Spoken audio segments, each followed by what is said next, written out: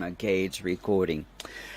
Hi, hello, and welcome to another episode of Fermove and Jerry Gray's videos. Today, we are going to be discussing democracy in China. This is something that a lot of people don't really understand, and a lot of people say that doesn't exist.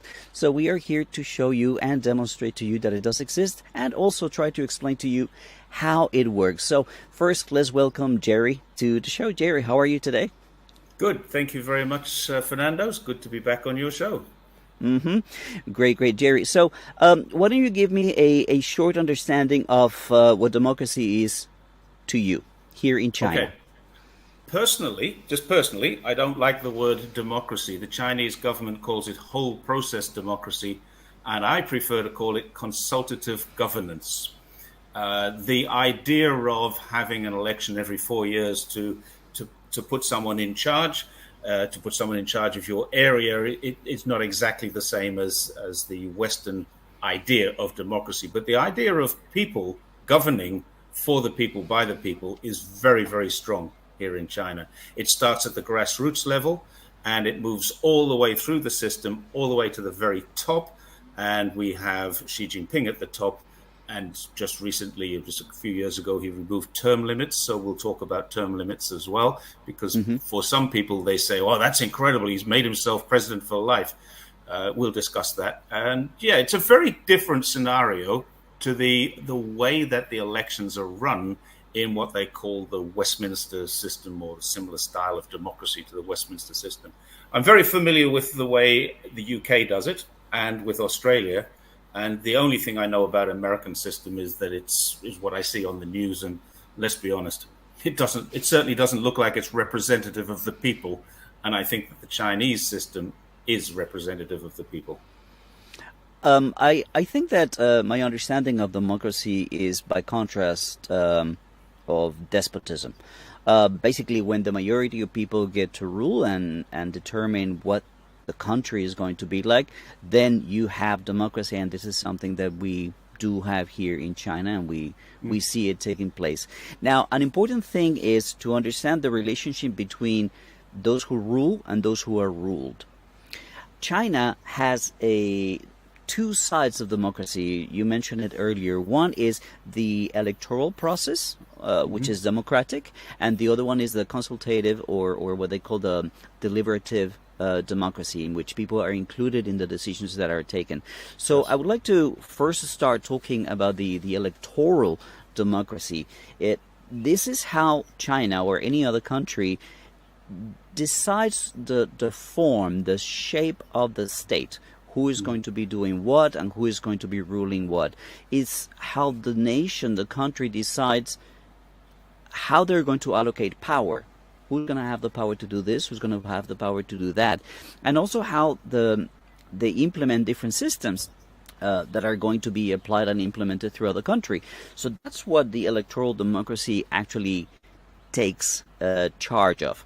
Now, when people ask, oh, there's no democracy in China, the first thing that you got to understand is that in the Chinese constitution, which is also in English, if you want to download it or read it, the term election and suffrage is mentioned, if I'm not mistaken, 29 times. It's something that exists and something that takes place. Now, how do the people actually exercise this sovereign power over the state? They do it by direct and by indirect election, and this is what you were talking about, these grassroots elections. When they elect people, who do they elect? Well, they're going to elect people to public office, and this is something that you're going to give us an example of, so we're going to circle back to that. We also talk about the leaders of different institutions, so the financial systems, the agricultural systems, the transportation system. All those people are elected by the grassroots people in different what they call people congresses. And the last part is they elect different candidates to the different political parties. This is something that a lot of people don't understand about China.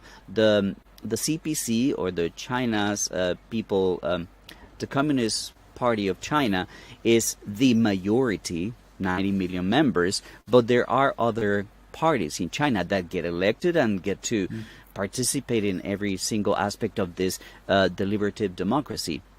So, I would like to ask you a question about this example that you have of electing representatives to public office. Yeah. So the example I have is my family. I'm married into a Chinese family. We are local. My mother and father-in-law. I recently found out. Literally, I had known them for more than 15 years. Been married into the family for more than 10 years. When I found out that both of my in-laws are members of the party, I didn't know.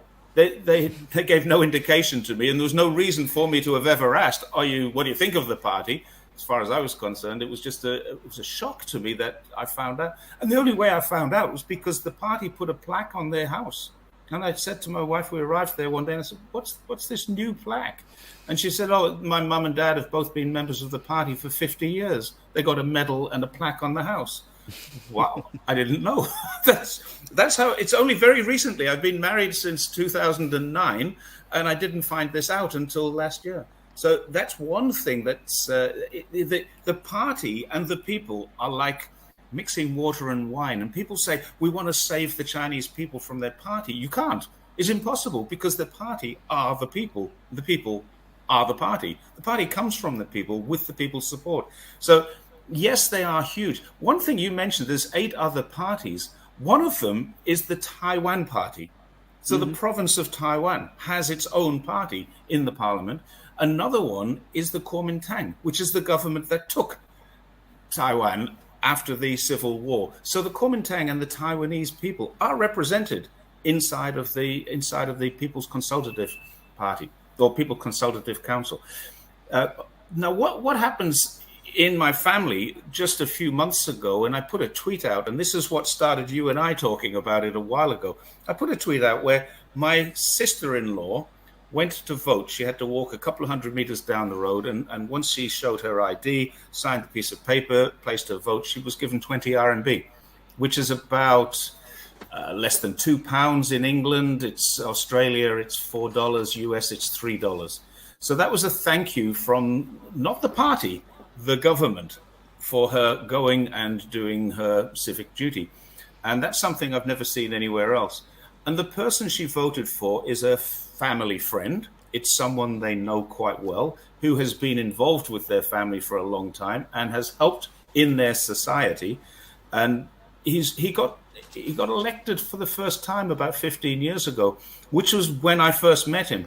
And I met him on a trip. We were out doing a charity trip. My wife and I had organized some activities, and we made some donations to charity. And as a result of that, we got taken to Guangxi, to a very, very poor part of the city of Baise, which is not a rich city at all. It's better than it used to be, I can assure you.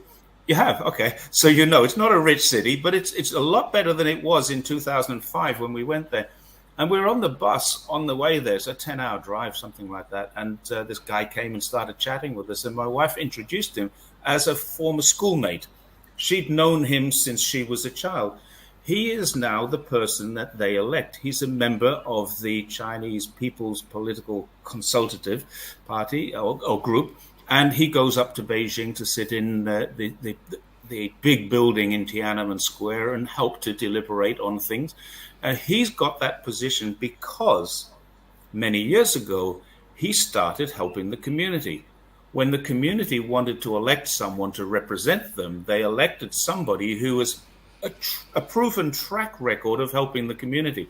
He comes from within the community, and he is now what they call the village head. So this guy who 15 years ago that we met on a charity event has now found himself in a position where he's in charge of the village. He has the qualifications, he has the experience, he has the knowledge, and he's quite happy in his job. He's not looking for promotion to the next level, which would take him up to town level, or the level after that, which would take him to provincial.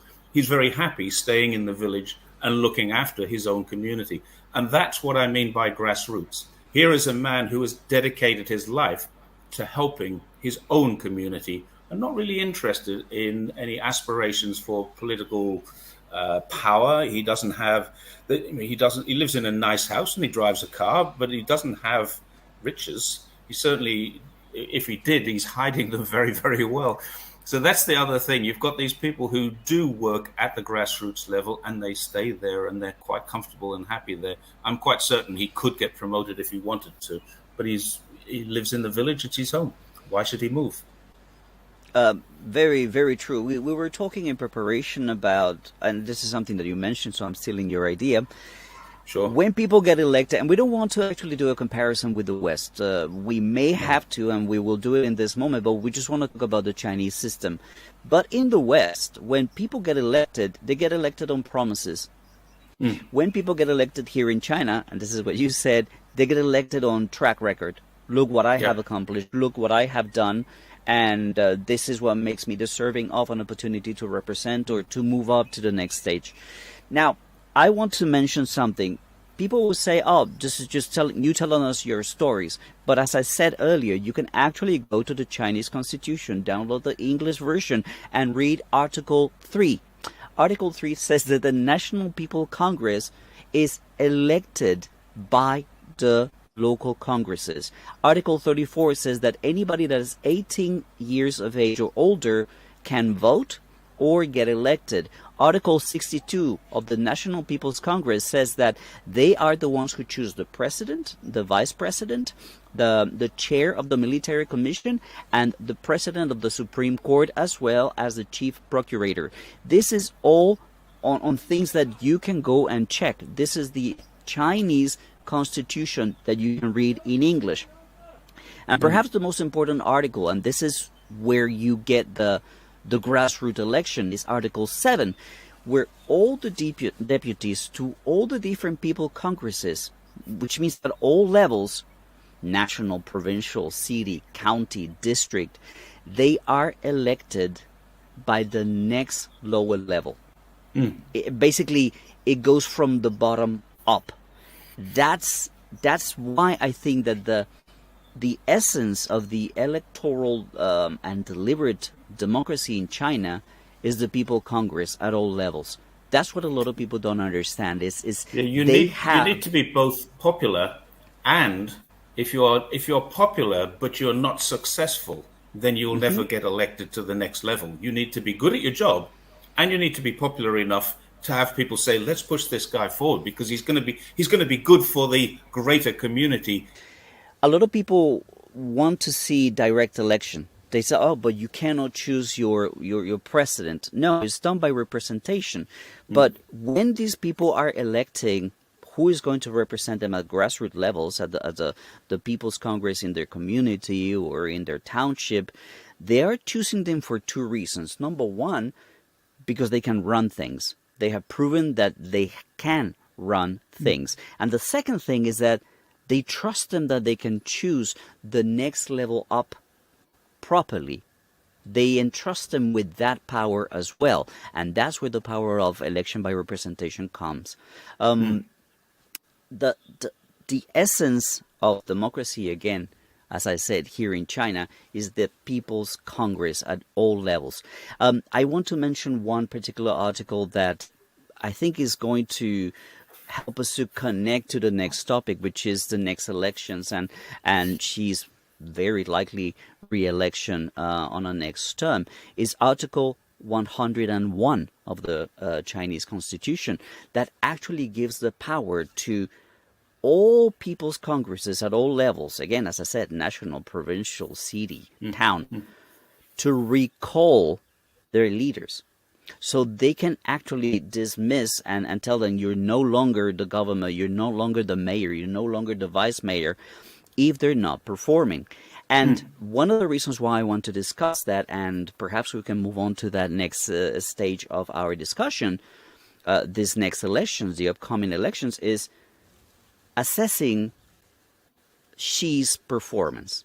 And we got to look at so many different aspects when we evaluate what he has done. He has been dealing with attacks. We're talking about what took place in Hong Kong. We're talking about what took place in Tibet, what is taking place in Xinjiang, what is taking place in Taiwan. How has he performed? And how is going to reflect on his successful candidacy or re-election come November? You also need to think about how he has dealt with the sanctions, how he has dealt with the bans, how he has dealt with, well, some internal affairs, like, for example, Evergrande, Alibaba, this educational reform that has me out here traveling, how he has handled COVID. So I think that it's important for us to go and talk about each and every one of those and touch ever so briefly on all of those. So why don't we talk about the assessment of his work as president of the last, I don't know, 5-6 years? Well, what he's could you been tell us? president for 9 years and so many months. November will be 10 years. He'll have been president. I think he's coming up for re-election, and I personally think, based on, and this is anecdotal, based on what I've heard around the houses and talking to people, he's extremely popular. It would be very unlikely for him to be voted out.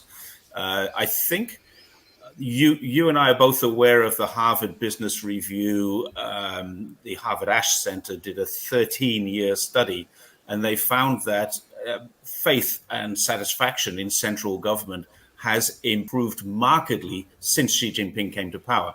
Every year is getting better. And this was 2 years ago, 3 years now, 2019. He was at 90, or central government was at 95%.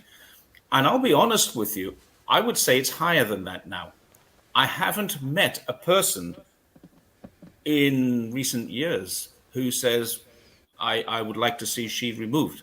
Every single person I've ever spoken to in China says the same thing. Now, there'll be people who say, you can't say differently. If you say that you'd like to see Xi removed, you get put in prison.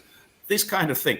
I can assure you, that's laughable to Chinese people. Why would I get put into prison for saying something like that? If you mention that to them, some people say this, they'll just look at you if you're crazy. They just don't believe that people think that. And that's a fact. It's all over Weibo that people. Yeah, love they haven't them. had access to Chinese social media. That's what No, haven't they seen. haven't. And right now there are some COVID issues. There's a huge outbreak in Shenyang. There's a huge outbreak in Shanghai. There's smaller outbreaks dotted around the country, and there have been quite a lot of complaints about procedural complaints. There have been some mistakes made. There have been some animals killed. There have been some children separated from their parents. Every single one of these is all over Weibo. Now, people on the outside who are reporting this are getting their information from Weibo or from some Chinese social media. So it's all over Chinese social media. When the government does something wrong, it's not a secret. It's all over the place. People are criticizing. So if you're going to be looking at this is getting slightly off topic here, but it's worth remembering.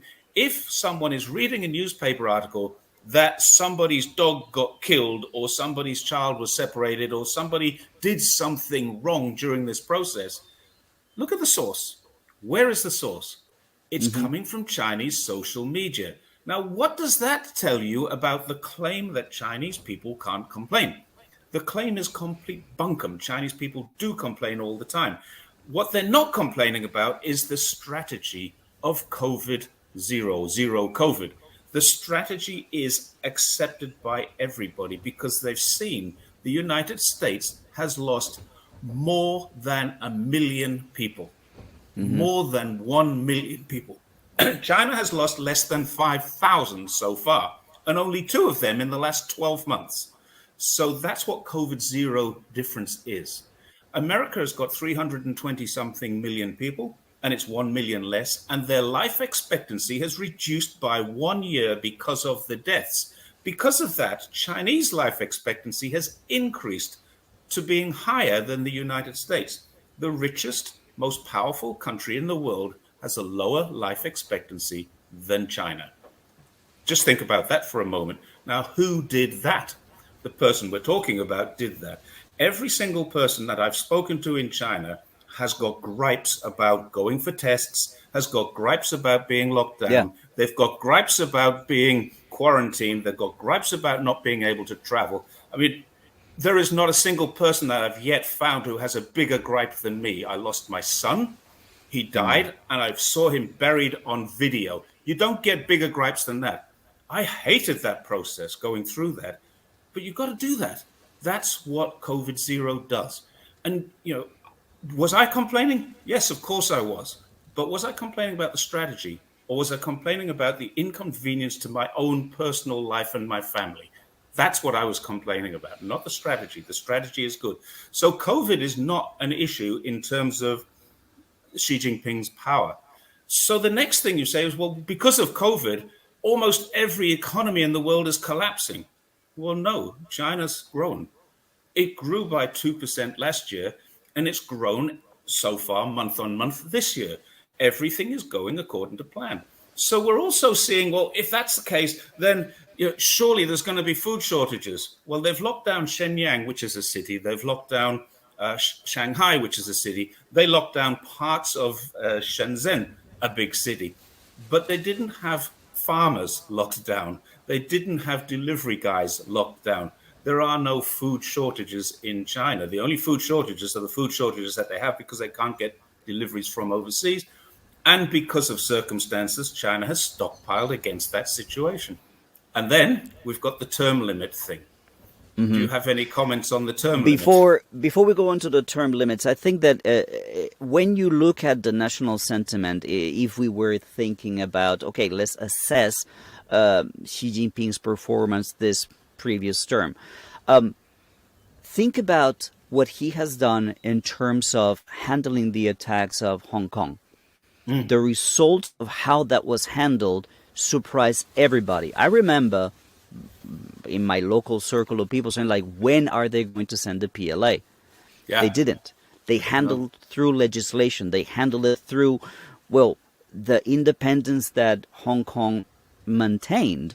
And the result was, well, very minimal.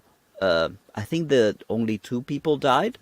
The police. None of them at the hands of the police.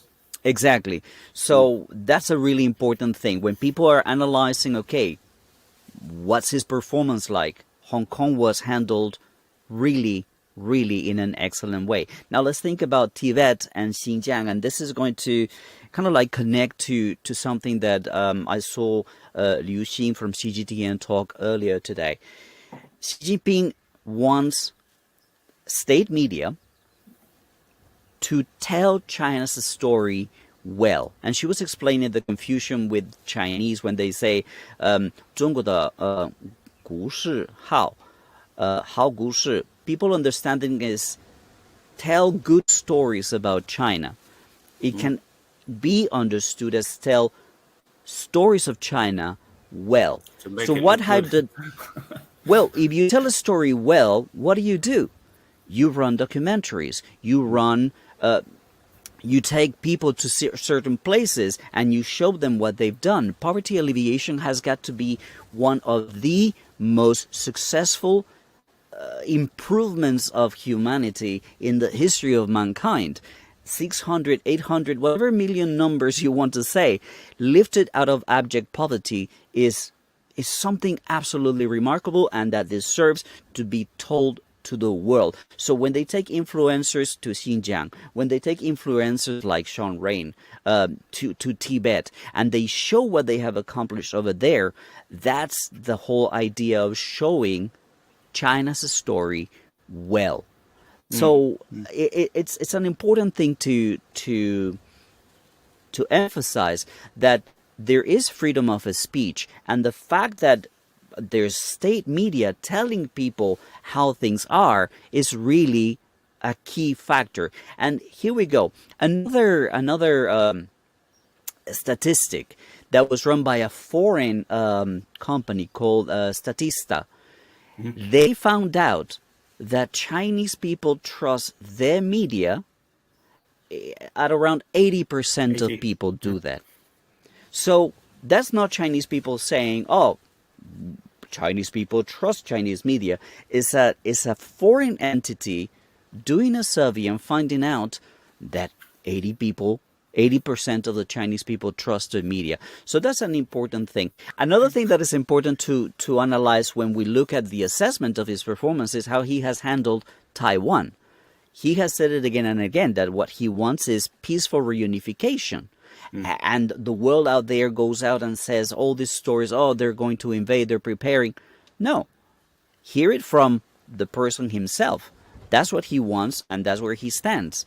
So, the national sentiment, when they evaluate everything that has taken place, is really, really high. They think very highly of his performance, how he handled, for example, the Huawei ban, how the whole situation with Meng WanZhou was handled.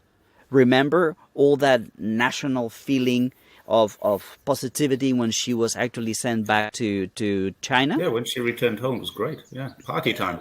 The whole country felt united and felt really good about how Actually, the government handled that. I want to do a Yep. comparison with something. When I was a young man, I lived through the Queen of England, Queen Elizabeth's Silver Jubilee in 1977.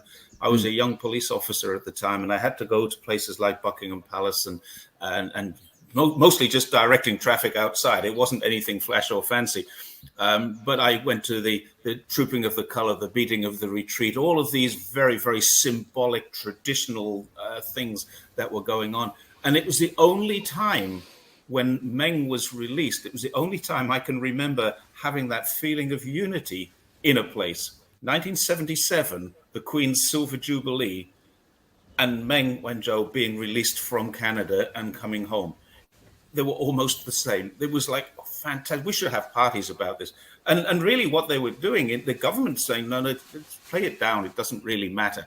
And it did matter to the people. But it wasn't. How many times have you seen her on television since then? You know, the day she came out of quarantine, they were filming her return to work. And the day that she had a presentation just the other day, which because she's the chief financial officer, but she hasn't been paraded out as a star or anything like that. And I No, think they should she's a very capitalize on that private a little bit. person. Yeah, She's a yeah. very private person, and as a private person, the way it was handled by government, the way it was actually treated by government, needs to be looked at when you consider assessing Xi Jinping's performance, because that's what we're talking about here. His upcoming, very likely re-election. Now, another thing that the people have to look at in terms of his performance is the Ukraine war, the path that China has taken in terms of trying to stay neutral, sending support and aid to Ukraine, and at the same time, some of Chinese companies filling the void that some Western companies have left due to these bans. Chinese people are going to be looking at that and thinking, okay, is this the right direction? That's for them to determine. However, you can see that there is a lot of movement in the world order that is putting China at the center. Chinese people are going to be looking at that very positively in a way that is very likely going to ensure his re-election. How do you feel about this topic of China not having term limits after Xi Jinping changed the constitution? A lot of people say Xi he's made Jinping did himself not. an emperor. That Xi Jinping didn't change the constitution.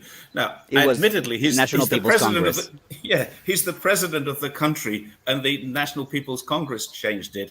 It may have been, or it may not have been, his suggestion to do this. But to me, it makes no difference. I mean, what I would like to point out is, let's take a look at the United Kingdom. Does it have term limits? No.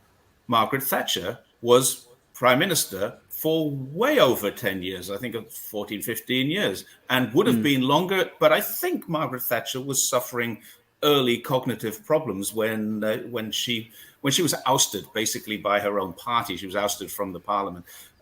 You've got the same thing. Canada doesn't even have terms, let alone term limits. The parliament can call an election. It's like a no confidence vote if the prime minister has a problem. So Prime Minister Trudeau can be prime minister for as long as he wants to be prime minister, as long as he has the support of the parliament. If he doesn't have the support of the parliament, then he'll call an election and try and get it back.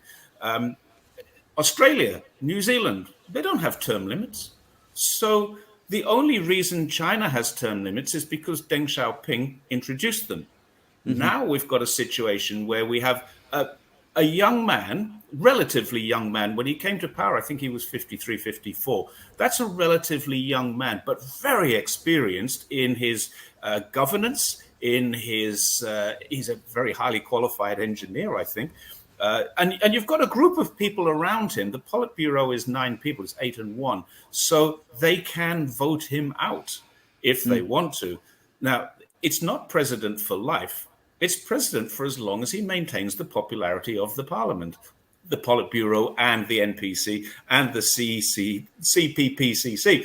So this is not something that, I mean, when it first happened, my first thoughts were exactly the same as everybody else. Wow, he's making himself president for life. Then I started looking into it. Well, hang on. No, he's not, because he can be voted out.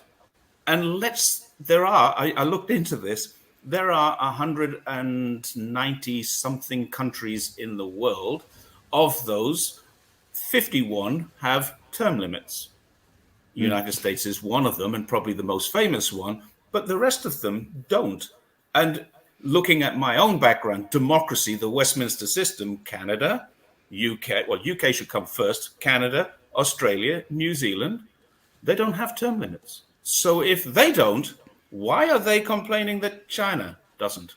I want to circle back to what I said in the beginning, the relationship, the connection between the rulers and those who are ruled by the ruling parties. That is a very positive relation. That is a very satisfactory relationship here in China. That's the expression of their own way of democracy, from consultative, in which they get asked about all the different projects, to the electoral democracy. These both aspects satisfy the Chinese people, the vast majority of Chinese people. Now, as I said earlier, we don't want to compare this to other countries, but are other countries satisfying the population, or is there something missing out there? That's a question that I want to leave to people. But here in China, that's the reality. And this is something that really I wanted to express, having a conversation with this journalist that I included you on Twitter, where people say like, oh, they don't get to choose their leaders. They don't get to do this. They don't get to do that. That's what actually triggered me to, hey, Jerry, let's have a conversation and let's make this video. I think we've pointed out a lot of facts and a lot of details about democracy in China and the way it expresses itself, from the constitution to grassroots examples that you've given us to, well, approval rates that can be documented by foreign entities like Harvard study and the Statista study as There's another aspect which we haven't covered, and we should just briefly touch on it, is where Xi's opposition comes from. Xi is extremely popular with the people. And that means almost every single person, in fact, not almost, every single person that I have ever met in my Chinese life has expressed, if they're asked, has expressed positive feelings about Xi Jinping. Many of them just say, oh, it's great because we don't have to worry about anything. One of the things that he has done, he has purged the party of corruption completely. Now, that's not to say there's no one corrupt in the party. Don't get me wrong. There's always going to be somebody who is not honest, always. But you and I have both been in China a long time. When we both came to China, we both set up our own businesses, and we've both, I'm sure you have, I know I have, been exposed to this degree of corruption where you had to pay somebody for the privilege of doing something that they are supposed to do. Once you have that aspect, then that's endemic in society. That aspect is gone now.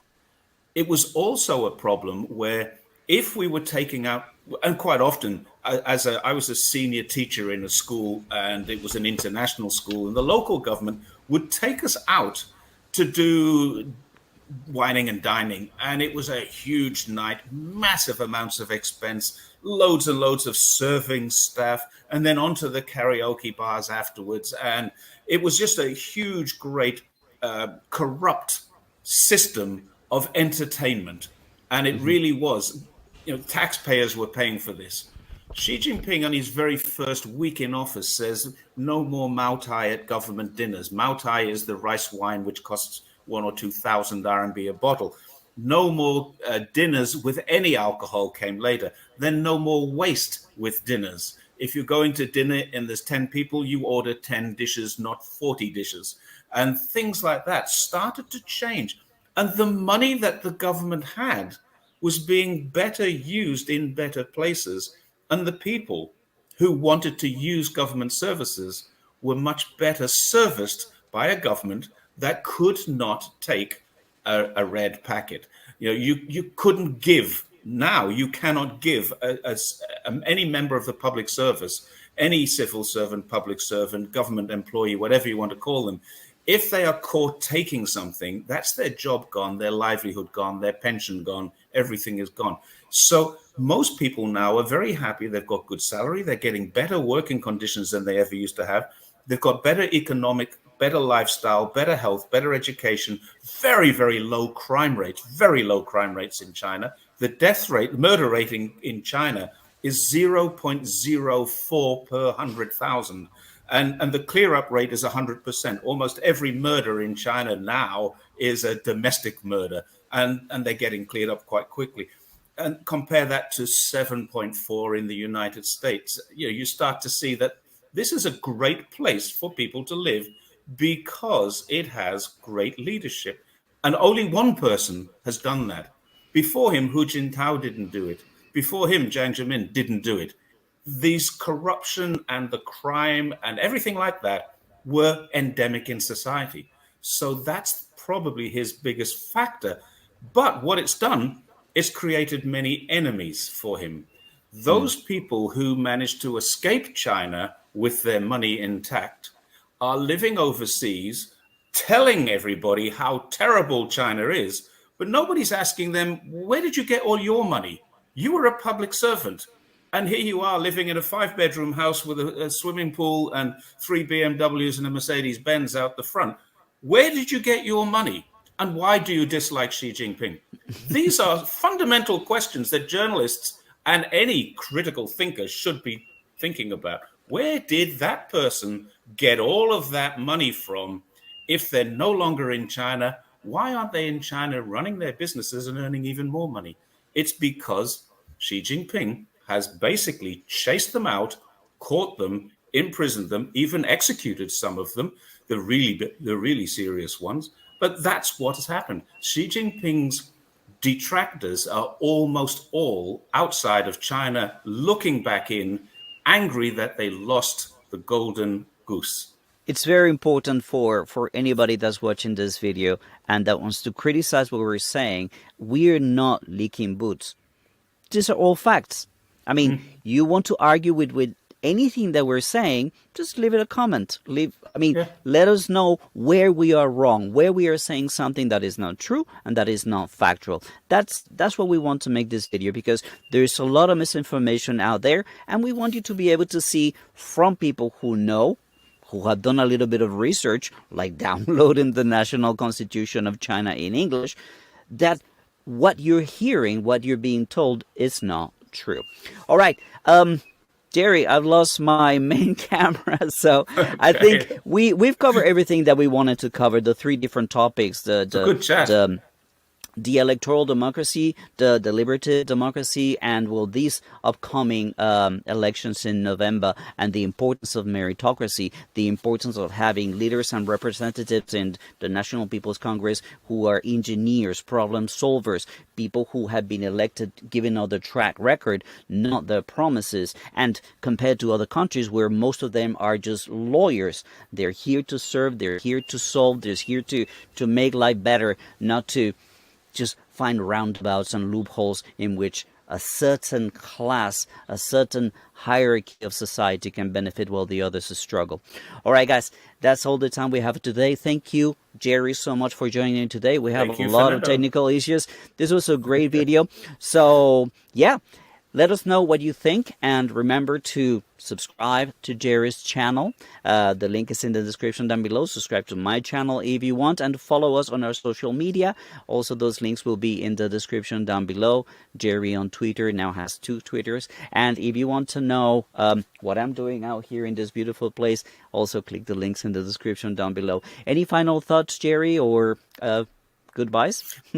I think the final thought is that there is going to be an overwhelming victory, if you want to call it that, an overwhelming support for Xi Jinping. I don't think there's any risk of him being voted out. And it's not because people are afraid. It's because people are supportive of a man doing a brilliant job. Every single metric that you can measure, every measurable metric is improving inside of China. And that's with all of those other things going on outside of China. So I think he's doing a pretty good job, and we're going to see that when it comes to, I think it's either late October, early November, when the election time comes, and he'll get another 5 years. Sure. All right.